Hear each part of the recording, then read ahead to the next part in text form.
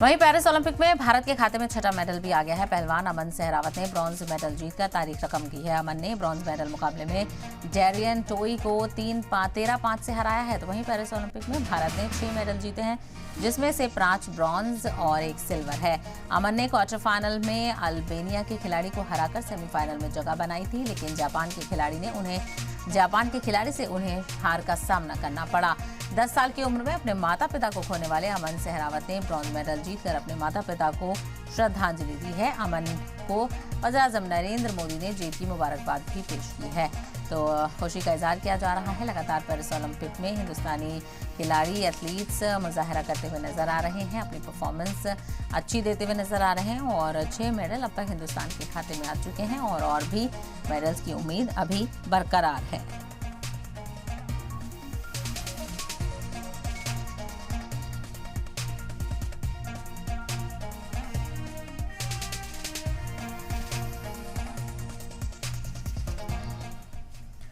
तो वहीं लगातार हिंदुस्तानी एथलीट्स शानदार मुजाहरा करते हुए पेरिस ओलंपिक में नजर आ रहे हैं और अमन सहरावत ने छठा मेडल हिंदुस्तान को जिताया है और इसी के चलते पीएम मोदी ने मुबारकबाद पेश की है। ब्रॉन्ज मेडल जीतने पर मुबारकबाद पेश की है। मुल्क हुसैलियाबियों पर जश्न मना रहा है।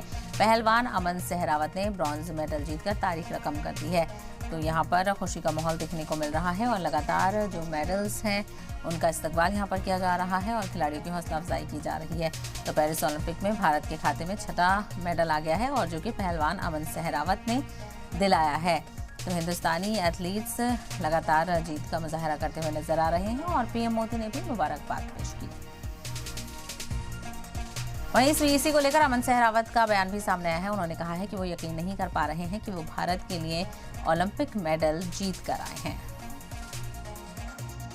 बहुत बढ़िया लग रहा है। तो मन खुद ने विश्वास नहीं हो रहा कि 3-4 दिन तो मन ने भी समझने लगे भाई तेने मेडल जीते लिया आखिर में ओलंपिक में।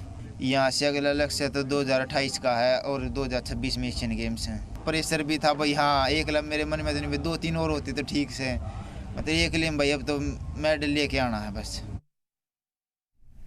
वहीं अमन के मेडल जीतने के बाद उनके ताऊ सुधीर सहरावत ने कहा है कि इस बार गोल्ड से चूका है, अगली बार अमन गोल्ड भी जरूर लेकर आएगा। मन में तो हमारे यही थी जी गोल्ड लेके आएगा।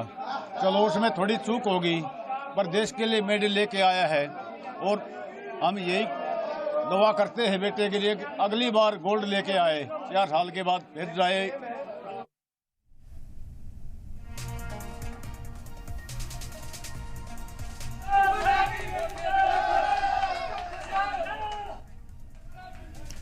तो आपने देखा यहाँ पर किस तरह से खुशी का इजहार किया जा रहा है। तो वहीं अमन सहरावत का भी बयान हमने आपको सुनाया, किस तरह से वो भी कह रहे हैं कि वो यकीन नहीं कर पा रहे हैं और अपनी जीत पर खुशी का इजहार किया।